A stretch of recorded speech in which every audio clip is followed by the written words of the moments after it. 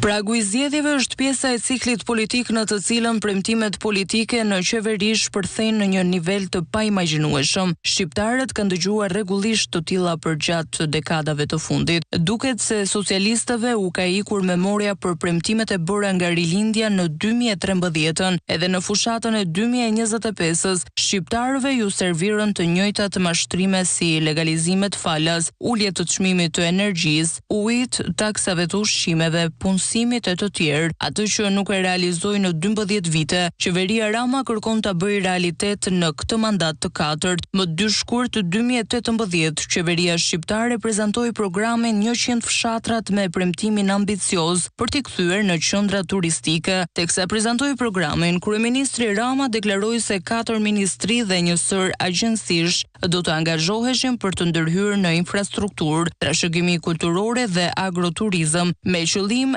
rivitalizimin e ekonomisë së fshatit, bazuar në potencialet turistike dhe kthimin e banorëve të larguar. Referuar vendimet të numër 21, datë 12 i pari 2018, Ministria e Bujqësisë ishte drejtuese e kësaj strategjie. Në Tiranë, Rama premtoi ritme të shpejta të procesit të rindërtimit, por përsa i përket të procesit të rindërtimit ka pasur një sër afatesh, të cilat për shkaqe financiare dhe problemat të tjera pronësie janë shtyrë në kohë, duke e bërë këtë proces të ngadalt dhe zvarritës, ku porta vendore ka raportuar gjithashtu për një sër zonash e njësish administrative, ndërsa procesi ka rezultuar i vakët. Por edhe çështja e furnizimit me ujë të pijshëm është një premtim që ripërsëritet nga mazhoranca, pasi i njëjti ka qenë edhe lajtmotiv i fushatës elektorale në zgjedhjet e shkuara. Për fat të keq, sot në 2025, kur kryeministri Rama premton futjen në Bashkimin Evropian, shumica e qyteteve si Fieri, Mallakastra, Vlora,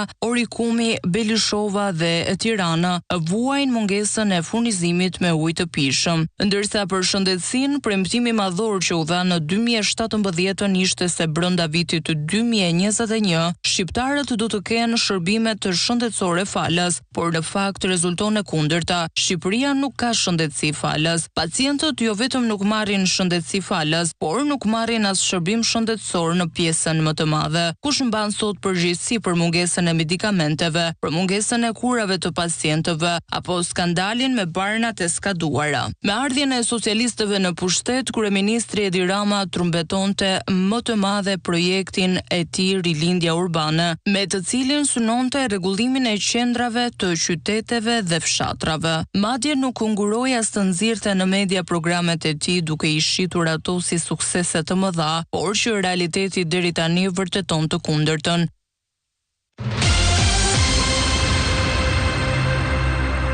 Në këtë fushat gjithë do të fokusohen tek premtimet e pambajtura të qeverisë, por ato që redaksisë ka fshjetoj duken më llahtarisëse janë pikërisht premtimet e mbajtura, tek ato duam të ndalemi efektet, kostot e tyre dhe nëse kanë sjellë vërtet përfitim për qytetarët. Po flasim kompleksivisht për gati 5 miliardë euro të shpenzuara nga qeveria.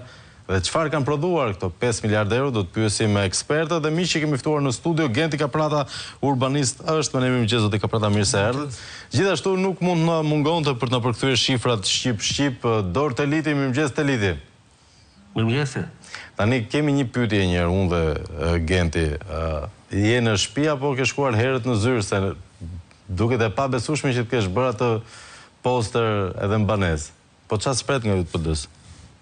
Ja, jemi 24 orë fushat, jemi larg nga Partia Demokratike, nga Selia Partisë. Dakord, faleminderit Teliti. Quhet, bën sens edhe pse edhe kundërta do të ishte po aq e pranueshme. Megjithatë i marrim pak me radhë dhe të dija në një kohë kur opozita dhe besoj çdo shqiptar po e akuzon mazhorancën për një zbrazje të fshatit, qeveria u prezantua fillimisht me planin e saj për 100 fshatrat. Ku është sot ai projekt i cili ka marrë plus minus 1 miliard, 1.2 miliardë euro.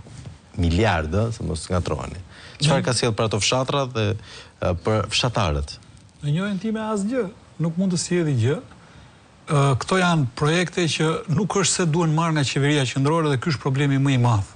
Këto janë projekte që duhen marë, si pas me, nga pushteti vendor. Kush është diferenca? Është një pyetje shumë normale që lindur, pse jo nga pushteti vendor, pse jo nga qeveria qendrore dhe pse nga bashkit, se bashkit tani kemi pas 2014 i kemi një super bashki, të cilat përfshin brenda tyre territore urbane dhe territore rurale, por edhe disa qytete dhe suburbane, siç është Tirana, që ka një qere me suburbane në jug të saj.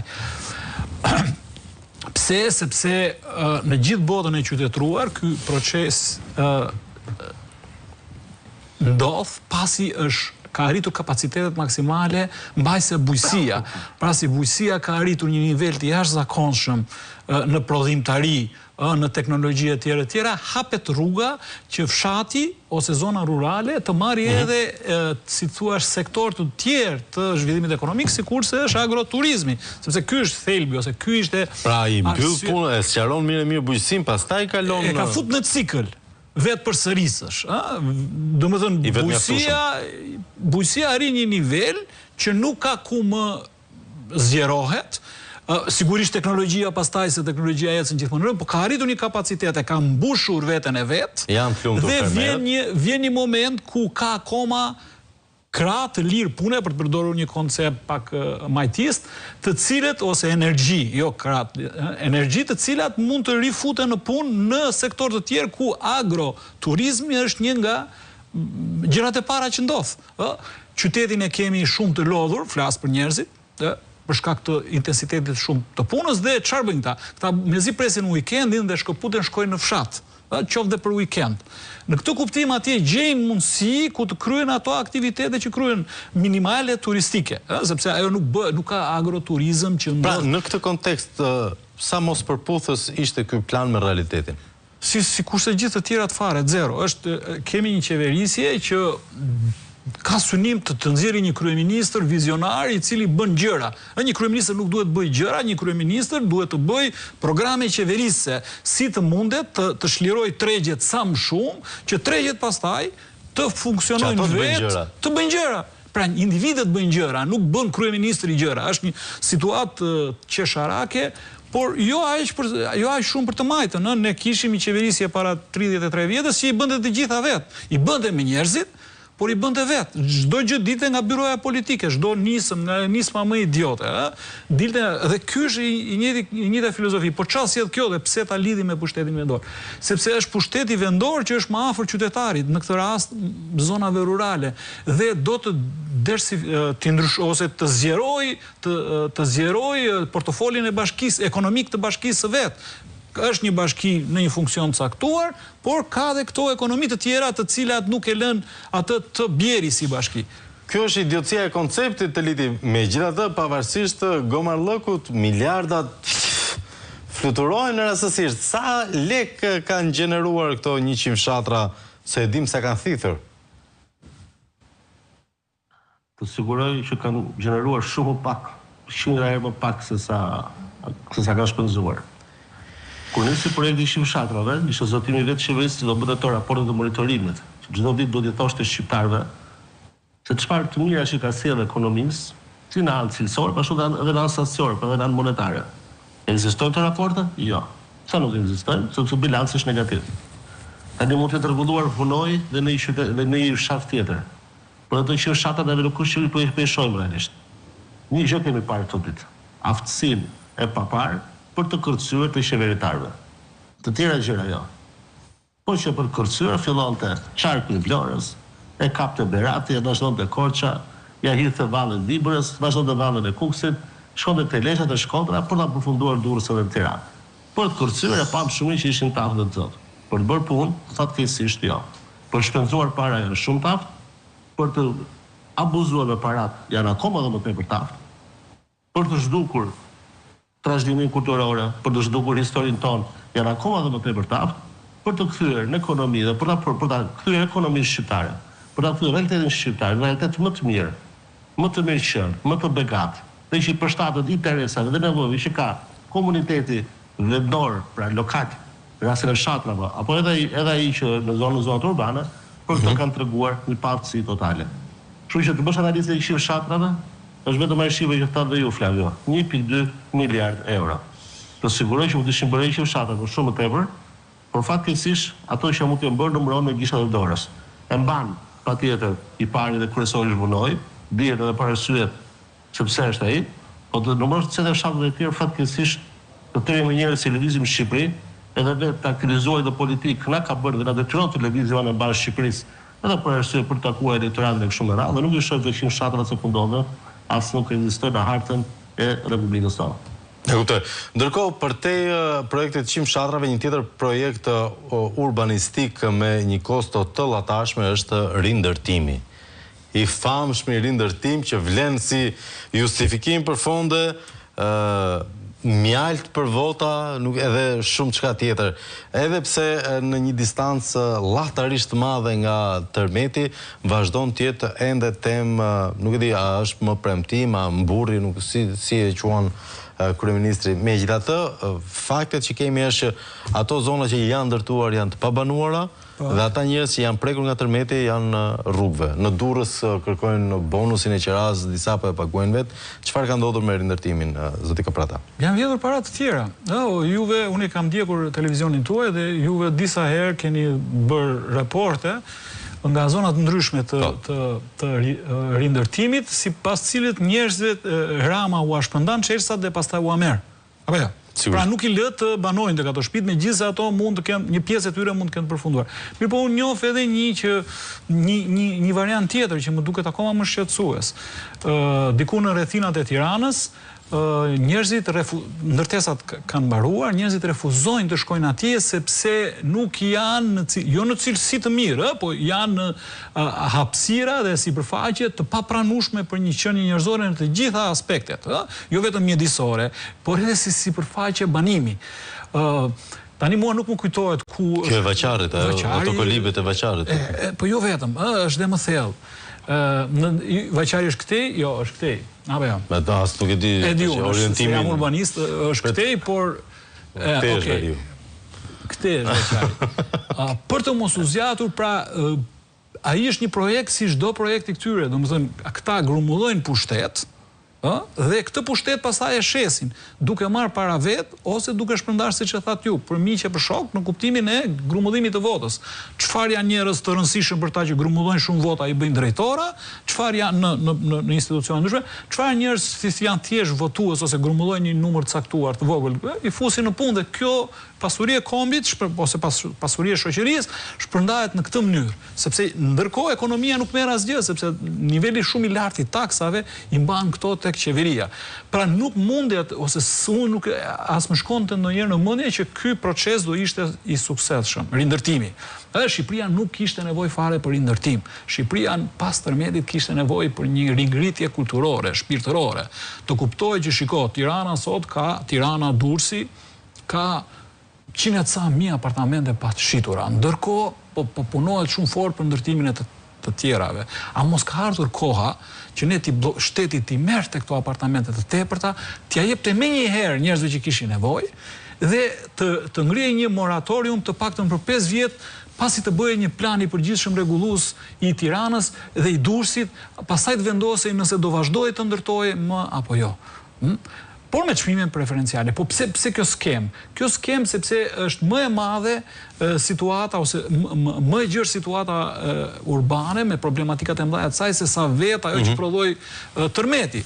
Çfarë do të thotë? Do thotë që ne sot pas 10 Pra, u nisën për vetullat edhe hoqën syt. Jo, ata ishin shumë të qartë. Ata donin të bënin tender ndërtimi. Domethënë, unë po flas tani nga një qasje djathas, si do ta duhet ta zgjidhte ose 6 vjet po një.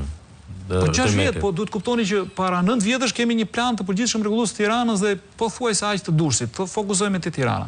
Plani i përgjithshëm i Tiranës në vitin 2030, pas sa viti bie, 5 vjetësh i mbaron cikli. I vetë, se pra që është projektuar 2006-2030. Tani, a jemi ne në gjysmë të rrugës? Jo, nuk jemi, biles më shumë se është përmirësuar në një çik cilësia jetës urbane të qytetarëve në këto. Absolutisht është përkeqësuar dhe vazhdon përkeqësohet, ja kemi tregues. Nuk po flasim për opinion.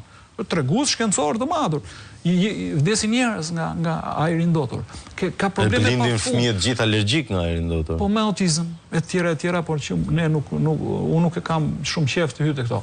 Por gjendja urbane e Tiranës është katastrofike. Ndërkohë që dhe përkeqësohet dhe vazhdo. Unë jam nisur 3 shërkore para Amezia Rita në emisionin tuaj. Trafiku është i tillë.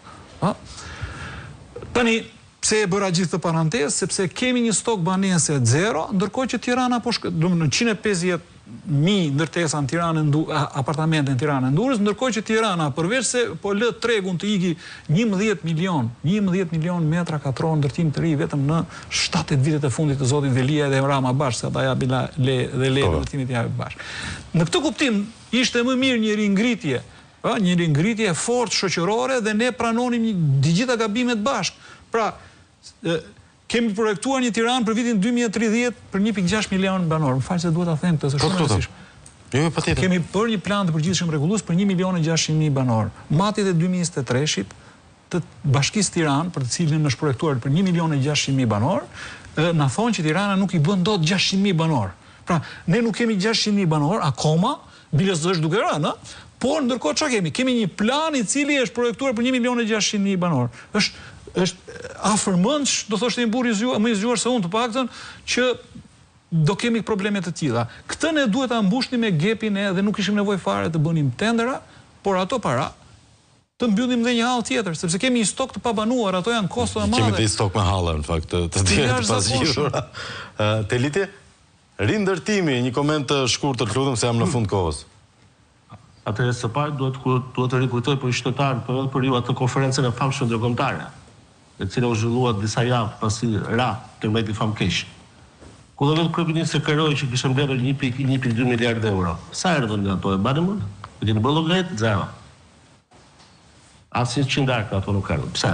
Ato që kemi denoncuar atëherë, një paftësi e tillë se e strukturave shtetërore për ndihmat që vinin nga jashtë, qofshin në formën e granteve, qofshin në formën e kredive. Njëkohësisht anë tjetër në këto vite, nga viti 2020, nga janari 2020, pra një muaj pasi tërmetit, deri më sot në 3 muajin e parë, fakt, pra ndërtime të dorëzuara, jo lendrëna, janë 7 milion metra katror të janë. Vetëm të periudhë. Po. Ndërkohë që rindërtimi gjithë në vetën e vetë, me Tiranën, me Durrësin, me gjitha me radhë, kushtohet më shumë se 200.000 metra katror. Si është e mundur që ndërtohen në këto vite 7 milion metra katror nga subjektet private, ndërkohë që nuk ndërtohen dot, të përfundosh të një proces ndërtimi 6 vite tashmë, se është viti 6. Për 200.000 metra katror. Për 200.000 metra katrorësh. Çfarë tregon kjo? 20 pallate. Kjo tregon neglizhencë, kjo tregon klientelizëm, korrupsion. Sepse ne dimë shumë që kemi denoncuar dhe me 10 raste të praktikave të korrupsionit në tenderimet e kryera. Do procese aty diskutohet që do vitet në tender, nuk e diskutojmë. Po jo të mos ndërtohet. Pra kemi atë variantin 100% urat paktën të bëhet, por të rastet po nuk kemi asur. Pra kemi problematike të cilat njerëzit vazhdojnë ndesh, një pjesë për tyre të rinë në kontener, por sidomos kemi edhe elemente të cilë shpeshherë nuk përmendet, që shteti shqiptar i ka dhënë vetëm 3 vite qira këtyre familjeve. E vërtetë është bonusin e kemi përmendur. Megjithatë, kam një batutë për ta mbyllur të liti. Ndryshme dështimet. E përsëris dështimet të mëdha, ama një aftësi e papar për të kërcyer dhe të kënduar mbi hallën e popullit. Për ta mbyllur me një batutë të liti nëse ma lejon. Batuta për mbyllje është kjo. Kemi frikë kur Rama nuk i mban premtimet, akoma më frikë kur i mban premtimet. Unë kam të dytën kam, do të thosha që parë kur ty po flisnit për ato të fshatrave. Është më të merr kur e ka seriozisht.